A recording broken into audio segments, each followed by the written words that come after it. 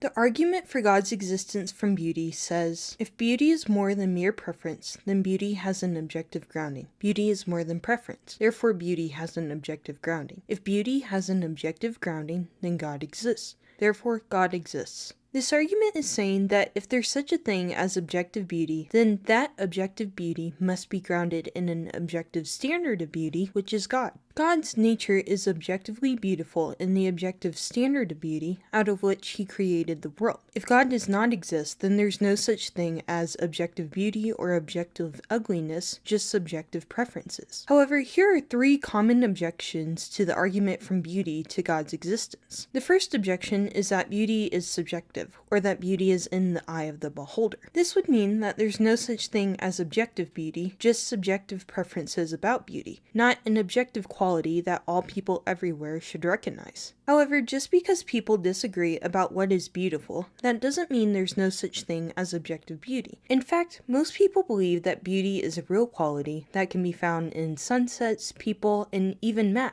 When we say that something is beautiful, we're saying that, in our opinion, this object possesses the universal property of beauty. Even though we may disagree about which objects possess this property and which objects don't, we all seem to agree that there is a real property of beauty that objects can have to a greater or lesser extent. This property of beauty is objective in the same way that the laws of math are objective, meaning that they really exist even if no one recognized them to exist. This means that if no one thought the Grand Canyon was beautiful, the Grand Canyon wouldn't cease to be beautiful because it still has this universal objective quality of beauty, whether people recognize it or not. However, if there was no objective standard of beauty, then we wouldn't be able to have any confidence in making any aesthetic judgments, calling anything beautiful or ugly, since ultimately beauty would just be a subjective opinion. This means that even the Grand Canyon would not be objectively beautiful. It would just be subjectively beautiful to some people. The second objection that we're going to look at to the idea that objective beauty points towards the existence of God is the idea that beauty came about through the process of evolution. From a naturalistic perspective, everything that we see came about through the blind process of evolution, natural selection,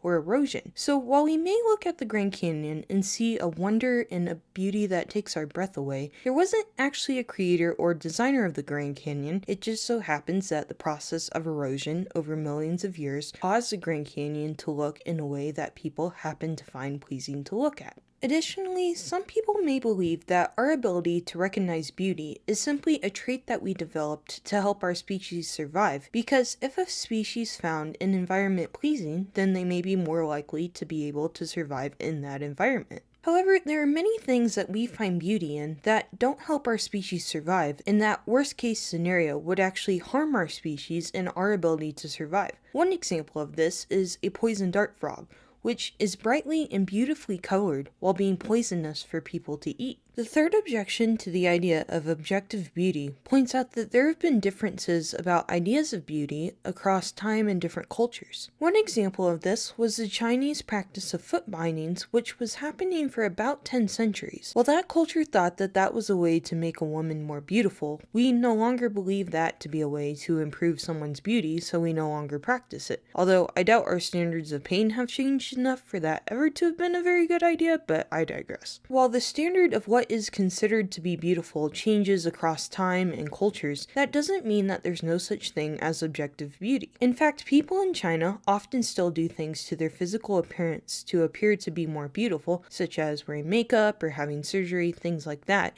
and that's specifically to try to have more of the objective property of beauty. In fact, if there is no objective standard of beauty, then we can't say that changing our physical appearance makes us more beautiful, just that it makes us to be different. Because if there's no objective standard of beauty, then there's no standard that we're aiming at to try to become more like, to be more beautiful. It's just different. However, we still agree that there's an objective property of beauty that people can have to a greater or lesser extent. And while we may no longer believe the practice of foot bindings to create more of this property of beauty, we do believe believe that other things like wearing makeup gives a person more of this property of beauty. So we still agree that there's an objective property of beauty. This shows that just because people disagree about what may be beautiful at a certain time or place, that doesn't mean that there's no such thing as an objective standard of beauty. So neither the idea that beauty is in the eye of the beholder, or that beauty can be accounted for through evolution, or the fact that beauty standards differ across time and cultures are good reasons to doubt the existence of objective beauty. We have good reason to believe that objective beauty exists, which must be grounded in an objective standard of beauty, which most reasonably can be shown to be God. Please like and subscribe for more videos that share God's love through apologetics, and remember, Jesus loves you.